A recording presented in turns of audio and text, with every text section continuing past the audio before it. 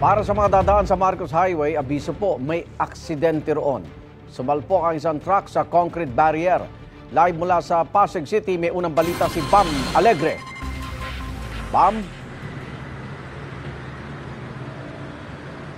Igan, good morning. Kanina nga, naabala yung maraming mga motorista dito sa Marcos Highway. Pero katatapos lang ngayon, maklear itong 10-wheeler truck na naaksidente kanina dito sa eastbound lane ng Marcos Highway. Mga pasado alas 5 ng umaga ito nangyari. At ito ay sasakyan ay sumalpok nga rito sa concrete barrier sa may U-turn area sa eastbound ng Marcos Highway dito sa may bahagi ng Barangay Santolan sa Pasig.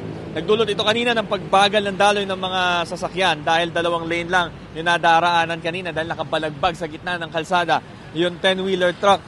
Nagkaroon din ng bottleneck. Sabi ng driver ng truck ay madilim daw sa paligid kaya raw nangyari yung aksidente. Pero sa kabutihang palad, hindi siya nagtamo ng injury at wala rin siyang naapektuhang ibang mga motorista. Yun nga lang, nagkaroon ng damage to government property dahil nasira yung concrete barrier. Itong truck ay galing ng Caloocan at papunta ng Samar, bit-bit ang mga diaper na kanyang delivery.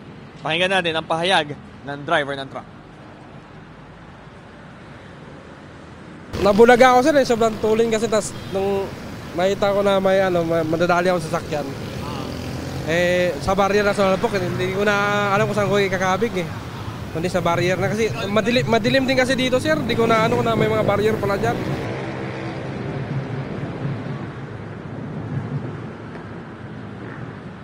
Iyan, iimbestigahan ng Traffic Bureau yung sanhi.